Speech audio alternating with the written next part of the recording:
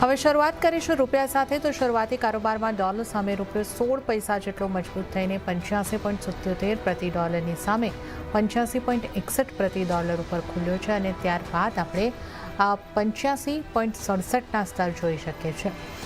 તો હવે આપણે જો ડોલર ઇન્ડેક્સને પણ જોઈ લઈએ તો હવે ફરી પાછું 100ની નીચે આપણને દેખાઈ રહ્યો છે 99.69 ઉપર ડોલર ઇન્ડેક્સમાં કારોબાર.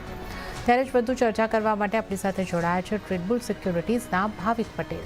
ભાવિકજી, ગુડ મોર્નિંગ અને સ્વાગત છે આપનું CNBC બજાર પર. ભાવિકજી, રૂપિયામાં આપણે જે રીતે જોઈ રહ્યા છે કે આ સપ્તાહની અંદર એક સ્ટ્રેન્થ તરફ રૂપિયો જતો દેખાઈ રહ્યો છે અને ડોલરની ઇન્ડેક્સ 99 આસની આસપાસ આપણને દેખાઈ રહ્યો છે. તો કરન્સીની ચાલને તમે અહીંયા આગળથી કઈ રીતે જોઈ રહ્યા છો? ગુડ મોર્નિંગ જર્નાજી. આઈ થિંક ડોલરમાં તો મને લાગે છે કે હજી પણ વીકનેસ છે યથાવત રહેશે, કારણ કે જે રીતે ટ્રેડ ટેરિફ ચાલી રહી છે, અનસર્ટનિટી ચાલુ રહી છે, ડોલર માટે તો ઓફકોર્સ નેગેટિવ છે. અને આપણે રૂપિયાને પણ જોયું છે કે રૂપિયો પણ 86.90 થી 85.50 સુધી આવી ચૂક્યો છે. બટ અહીંયાથી મને લાગે છે કે રૂપિયામાં હવે નવી સ્ટ્રેન્થ જે છે એ મે બી નહીં આવી શકે, કારણ કે એનું એક કારણ એ છે કે આપણે જે યુએન જે છે એ સતત વીક થઈ રહ્યો છે. કારણ કે આપણે આજે જોઈ રહ્યું છે કે યુએસ જે છે એને ચાઇના સિવાય બીજી બધી કન્ટ્રીઝની ટેરિફ પર પોઝ રાખ્યું છે. અને હવે ચાઇના પણ બોઈંગની જે એરક્રાફ્ટ છે એ ડિલિવરી નથી લઈ રહ્યા. એટલે આઈ થિંક આ ટેટ ફોર ટેટ આગળ પણ વધી શકે છે. અને એટલે જ ચાઇના જે છે એમની કરન્સી થોડી ઓર વીક કરી રહ્યા છે, થોડુંક એક્સપોર્ટનું કોમ્પિટિટિવ રાખવા માટે.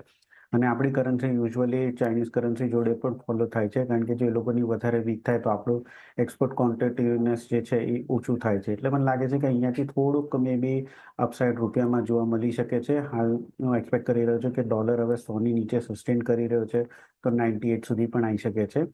એટલે ડાઉનસાઇડ થોડીક લિમિટેડ લાગે છે, પણ જો આગળ જતાં પણ ચાઇનીઝ વેન વીક થશે તો આપણો રૂપિયો જે છે એ પણ સ્લાઇટ વીક થશે. એટલે આઈ થિંક આ વીક મને લાગી રહ્યો છે કે નીચે 85-50 સુધી લેવલ મેક્સિમમ આપણે જઈ શકે છે, અને ઉપર 86 સુધી લેવલ જઈ શકે છે. તો ઇન્ટ્રાડે થોડુંક પણ ડિપ મળે છે 85-60ની આસપાસ. એકવાર 85-50ના સ્ટોપ લોસથી બાય કરી શકાય છે 86ના ટાર્ગેટથી. ઓકે, તો 85-50 અને 86ની વચ્ચે આપણને એક રૂપિયો અહીંયા આગળથી દેખાઈ રહ્યો છે, તો 86ના ટાર્ગેટથી બાય કરીને ચાલી શકાય છે. તો આ અહીંયા આગળથી રૂપિયાની અને ઓવરઓલ કરન્સીની આપણે વાત કરી છે.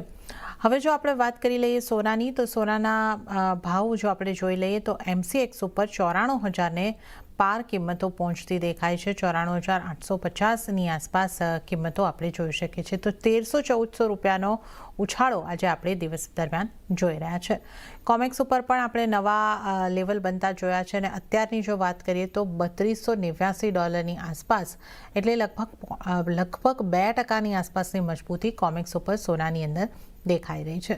ભાવિકજી, સોનાની આ મજબૂતીને તમે કઈ રીતે જોઈ રહ્યા છો? જે રીતે આપણે જોઈ રહ્યા છીએ સતત નવા હાઈઝ બનતા જઈ રહ્યા છે સોનામાં, કોમેક્સ પર ફરી નવા હાઈઝ બન્યા છે. આ વખતે ક્યાંથી સપોર્ટ મળતો દેખાયો ને આગળ આપ સોનાને કઈ રીતે જોઈ રહ્યા છો?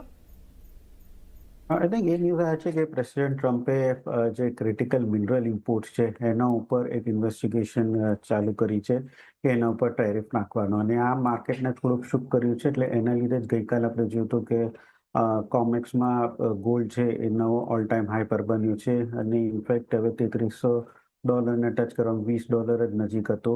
અને રૂપિયા MCXમાં પણ આપણે જોયું કે MCXમાં પણ નવો હાઈ બન્યું છે. એટલે આઈ થિંક હવે આ શિફ્ટ ફરીથી એ થઈ ગયું છે કે જ્યાં એક તરફ માર્કેટ થોડુંક શાંત થઈ ગયું હતું કે બીજી બધી કન્ટ્રીઝ જોડે જે ટેરિફ જે છે એ પોઝ કર્યું છે, 10% ટેરિફ કર્યું છે, પ્લસ ઓટો ઉપર જે ટેરિફ નાખ્યું હતું એ પોઝ કર્યું હતું. અને હવે દેખાઈ રહ્યું છે કે હવે ટ્રમ્પ હવે મિનરલ્સ ઇમ્પોર્ટ કરી રહ્યા છે એના ઉપર ટેરિફ નાખવાના છે. એટલે આ થોડુંક પાછું અનસર્ટનિટી થઈ, જેના લીધે આપણે જોઈ રહ્યા છે કે સોનું જે છે એમાં પાછું સેફ હેવન ડિમાન્ડ જે છે એ વધી રહ્યું છે. ને ઇનફેક્ટ આપણે છેલ્લા 2-3 મહિનાથી જોયું છે કે ઓલ ટાઈમ હાઈ પછી હાર્ડલી કરેક્શન આવ્યો છે. આઈ થિંક 2-2.5% વધારે કરેક્શન જ નથી આવ્યું.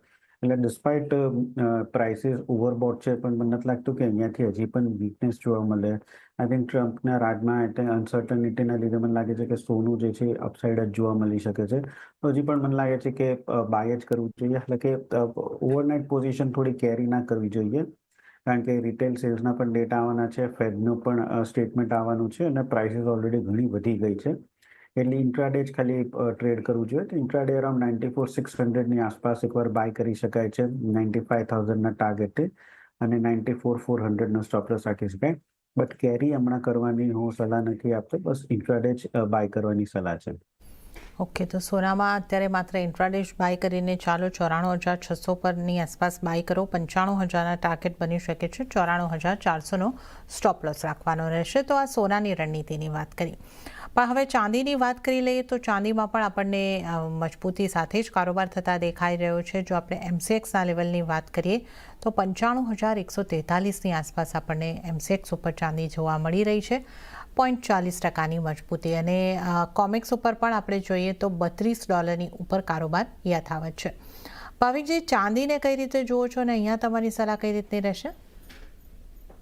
ચાંદી શોર્ટ ટર્મમાં હજી પણ મને કોઈ બહુ તેજી નથી દેખાઈ રહ્યો. ઇનફેક્ટ આપણે ગોલ્ડ સિલ્વર જોઈએ પ્રાઇસીસ તો નિયરલી સેમ જ થઈ ગયા છે. આઈ થિંક 500-800 રૂપિયાનો ડિફરન્સ છે. એટલે મેસિવલી ચાંદી જે છે અંડર પરફોર્મ કરી રહી છે સિલ્વરની. ઇનફેક્ટ ગોલ્ડ સિલ્વર રેશિયો જે છે જે 1950થી 90 ઉપર સુધી ગયો નતો, હવે તો 100 ઉપર સસ્ટેન કરી રહ્યો છે. દેટ મીન્સ લાગી રહ્યું છે કે ટ્રેડ વોરના લીધે એટલીસ્ટ ચાંદીની જે ડિમાન્ડ જે છે એ વીક જ દેખાઈ રહી છે માર્કેટને. એના લીધે જ આપણે જોઈ રહ્યા છે કે કોઈ મોટી તેજી ચાંદીમાં નથી દેખાઈ રહી.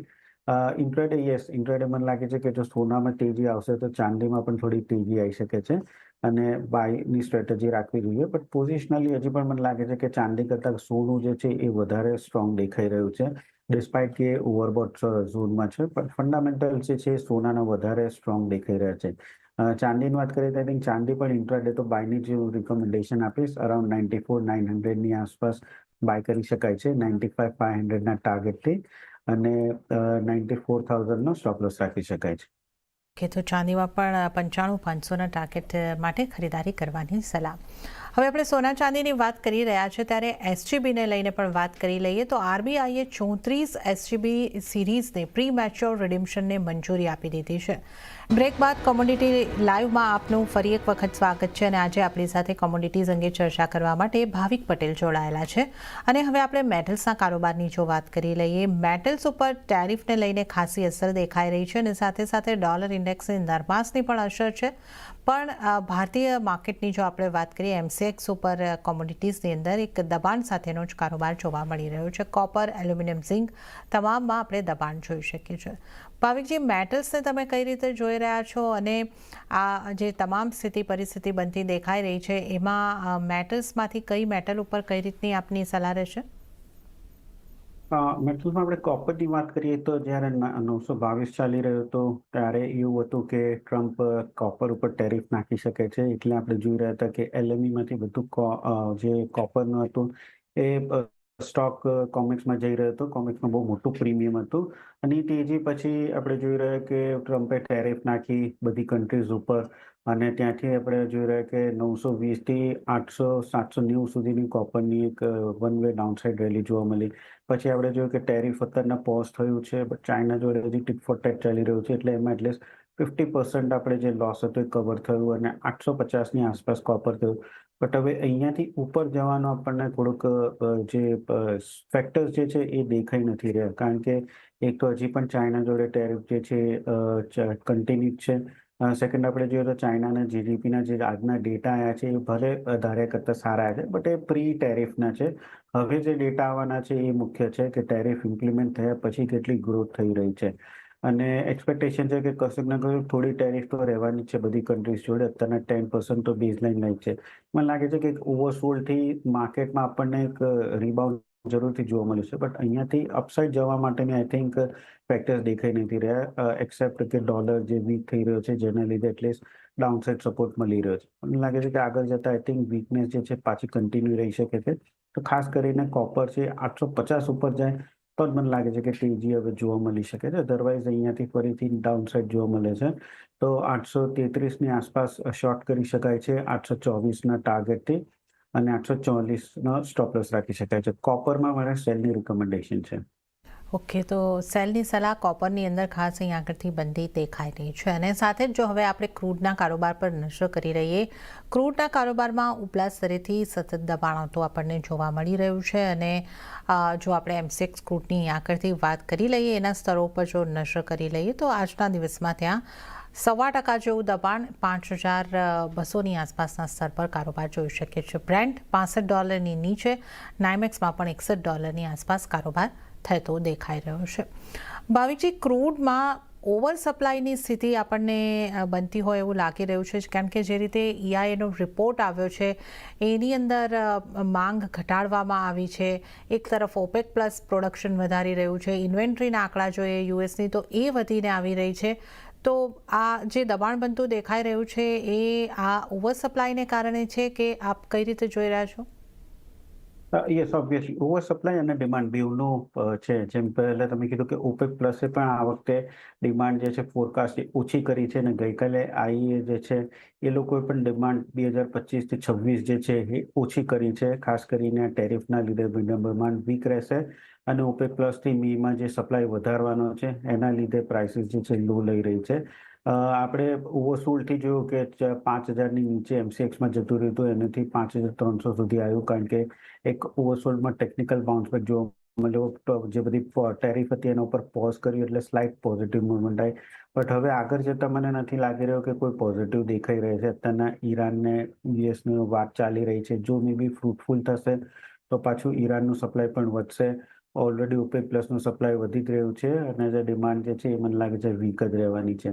એટલે અહીંયાથી પણ હું એક્સપેક્ટ કરી રહ્યો છું કે કાચું તેલ જે છે એમાં વીકનેસ કન્ટિન્યુ રહી શકે છે. આઈ થિંક 5400 ઉપર જો બ્રેક થાય છે તો સ્લાઇટ તેજી જોવા મળી શકે છે. અધરવાઇઝ જ્યાં સુધી 5400 નીચે છે ત્યાં સુધી સેલ ઓન રાઇઝની રણનીતિ રાખવી છે. કરન્ટલી પણ 52-44ની આસપાસ જો આવે છે તો શોર્ટ કરી શકાય છે 51-50ના ટાર્ગેટથી, અને 5300નો સ્ટોપ લોસ રાખી શકાય છે. ઓકે, તો અહીંયા આગળથી ક્રૂડમાં પણ શોર્ટની સલાહ બનતી દેખાઈ રહી છે. તો આપણે અહીંયા આગળથી ખાસ કરીને ક્રૂડની પણ વાત કરી, અને હવે જો આપણે એગ્રી કોમોડિટીઝ તરફની વાત કરી લઈએ, એગ્રી કોમોડિટીઝના કારોબાર ઉપર આપણે ખાસ નજર કરી લઈએ. મસાલા પેકની જો વાત કરીએ, ધાણાની આવકો ખાસી એવી આવતી આપણને દેખાઈ રહી છે, ને એની ઇમ્પેક્ટ પણ અહીંયા આગળથી આપણને એના આ કોમોડિટીની કિંમતોની ઉપર આવતી જોવા મળી છે. હવે આપ મસાલા પેકને કઈ રીતે જોઈ રહ્યા છો? કઈ રીતની સલાહ રહેશે આપની? ધાણામાં તમે સાચું કીધું કે ધાણામાં આ વખતે 70,000 સુધીની જે બોરી જે છે આવી રહી છે, અને બહુ જ એરાઇવલ સ્ટ્રોંગ દેખાઈ રહ્યું છે.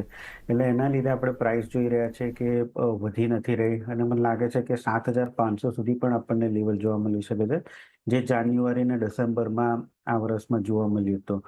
આઈ થિંક બધા સ્પાઇસ કોમ્પ્લેક્સમાં ધાણા જે છે મને વીક જ લાગી રહ્યું છે. એટલે જ્યાં સુધી 7,500 ના આવે ત્યાં સુધી આઈ થિંક બાઇંગ જે છે એ બાઇંગ કરવું ના જોઈએ, અને થોડુંક દૂર રહેવું જોઈએ. હળદરની વાત કરીએ તો હળદર ટેકનિકલી સૌથી સ્ટ્રોંગ દેખાઈ રહ્યું છે, કારણ કે નિઝામાબાદને આ વખતેની જે આવક આવી રહી છે એ ઘણી જ ઓછી છે. અહીંયાથી હવે નવા ફાઇનાન્શિયલ યરમાં FMCGની માંગ જે હોય છે એ પણ વધતી હોય છે, એટલે ડિમાન્ડ પણ અત્યારના સારી છે, અને સપ્લાય જે છે ઓછું આવવાનું એક્સપેક્ટેશન છે. એટલે આમાં મને લાગે છે કે 16,000 સુધીનું પણ લેવલ આપણને જોવા મળી શકે છે. તો હળદરમાં મારી બાયની રિકમેન્ડેશન રહેશે 14,500ની આસપાસ, 15,200ના ટાર્ગેટથી, અને સ્ટોપ લોસ રાખી શકાય 14,100નું. જ્યારે જીરાની વાત કરીએ તો જીરામાં ઓલરેડી આપણને સારી એવી તેજી જોવા મળી છે. એમાં પણ દેખાઈ રહ્યું છે કે મે બી થોડું yield જે છે એ થોડુંક ઓછું આવી શકે છે. બટ ઓલરેડી પ્રાઇસીસ ઘણી જ વધી ગઈ છે, એટલે અહીંયાથી હું વેઇટ કરીશ. 23,500ની આસપાસ આવે છે તો જ હું બાયની રિકમેન્ડેશન આપીશ 24,000ના ટાર્ગેટથી, અને 23,100નો સ્ટોપ લોસ રાખી શકાય છે. ઓકે, તો ધાણાને તો અત્યારે અવોઇડ કરો. હળદરની અંદર ખરીદારી કરીને ચાલી શકો છો 15,200ના ટાર્ગેટ માટે. જીરામાં પણ જણાવેલા લેવલ મળે છે તો અહીંયા આગળથી બાય કરવાની સલાહ તમને બનતી દેખાઈ રહી છે. તો આપણે મસાલા પેકની ખાસ કરીને ચર્ચા કરી છે. આ ઉપરાંત ભાવિકજી, આજના કારોબારને જોતા આપ કઈ એગ્રી કોમોડિટીઝમાં આપની ખાસ સલાહ રહેશે? આઈ થિંક ગુવાર સીડ ને ગુવાર ગમની વાત કરીએ તો આઈ થિંક ગમમાં જોઈ રહ્યા છે કે જ્યારે પણ 10,000ની આસપાસ આવે છે એક ટેકનિકલ બાઉન્સ બેક જરૂરથી જોવા મળે છે. એટલે કે જે એક્સપોર્ટ ડિમાન્ડ જે છે એ વીક જ રહી છે, કારણ કે ક્રૂડની આ વખતે ડ્રિલિંગ જોઈ રહ્યા છે. ક્રૂડની પણ માંગ જે છે એ પણ વીક છે, એટલે અહીંયાથી કોઈ મોટું તેજી નથી દેખાઈ રહી. પ્લસ ટેરિફનો ઓવરહેડ તો છે જ. બટ ટેકનિકલી મને લાગે છે કે જ્યારે 10,000ની આસપાસ આવે છે તો થોડુંક બાઇંગ જરૂરથી આવે છે, અને 10,500ની આસપાસ ફરીથી સેલિંગ પ્રેશર આવે. ઓલરેડી અત્યારે આપણે જોઈ રહ્યા છે કે એક સપોર્ટની નજીક છે, તો અહીંયાથી I think buy side risk reward ratio favourable રહેશે. તો કરંટ માર્કેટ પ્રાઇસથી જ ગમ જે છે એ બાય કરી શકાય છે 10,300ના ટાર્ગેટથી અને સ્ટોપ લોસ રાખી શકાય 9,900નો. ઓકે, તો એક ગુવાર ગમની અંદર ખાસ સલાહ અહીંયા આગળથી બનતી દેખાઈ રહી છે. આ ઉપરાંત શુગરની કિંમતોની જો આપણે વાત કરી લઈએ તો એક પ્રેશરમાં અહીંયા આગળથી દેખાઈ રહી છે અને રો શુગરની કિંમતો પણ લગભગ 1 મહિનામાં 12% જેટલી ઘટતી દેખાય છે. તો શુગરને કે આપ કઈ રીતે જોઈ રહ્યા છો, એમાં એની કિંમતો ઉપર આપ કઈ રીતની અસર જોઈ રહ્યા છો? આઈ થિંક શુગરમાં આપણે જોઈ રહ્યા છે કે જે અત્યારના કરેક્શન આવી રહ્યું છે 12%નું, એનાથી વધારે મને હજી દેખાઈ નથી રહ્યું, કારણ કે આગળ જતાં બ્રાઝિલને ત્યાંનું જે એક્સપેક્ટેશન છે આઉટપુટ એ થોડું સ્ટ્રોંગ જ રહેવાનું છે. પ્લસ આપણે જોઈએ તો આપણે ત્યાં પણ શુગરનું જે આઉટપુટ જે છે એ સ્ટ્રોંગ જ રહેવાનું છે. એટલે હાલ અત્યારના સ્ટ્રોંગ સપ્લાયના લીધે જ આપણે જોઈ રહ્યા છે કે પ્રાઇસીસમાં થોડો ઘટાડો આવ્યો છે. પણ અહીંયાથી હવે મને લાગે છે કે વધારે 5 થી 6% જ કરેક્શન બાકી છે. એના પછી મને લાગે છે કે પ્રાઇસીસ જે છે ફરીથી સ્ટેબલ થઈ શકે છે અને થોડીક તેજી જોવા મળી શકે છે. તો હાલ એકદમ શોર્ટ ટર્મમાં મને લાગે છે કે 5 થી 6%નું જે કરેક્શન છે હજી એક્સપેક્ટેડ છે બીકોઝ ઓફ ગુડ સપ્લાય. પણ એના પછી પ્રાઇસીસ મને લાગે છે કે થોડીક સ્ટેબલ જરૂરથી થશે. ઓકે, તો અહીંયા આગળથી હજી થોડી પ્રાઇસ અહીંયા આગળથી ઘટતી દેખાઈ શકે છે, ત્યારબાદ શુગરના પ્રાઇસીસ સ્ટેબલ થઈ શકે છે. ત્યારે જ ભાવિકજી, આપનો આભાર. આપ અમારી સાથે જોડાયા. એગ્રી નોન એગ્રી તમામ કોમોડિટીઝ અંગે અમારી સાથે ચર્ચા કરી. આપનો ખૂબ ખૂબ આભાર. તો આ સાથે જ કોમોડિટી લાઈવમાં હાલ પૂરતું આટલું જ. હાલ મને આપશો રજા, પણ આપ CNBC બજાર સાથે જોડાયેલા રહો. આગળ મારા સહયોગી પ્રીતિ દલાલ આપને માટે લઈને આવશે બજાર હેલ્પલાઇન. નમસ્કાર.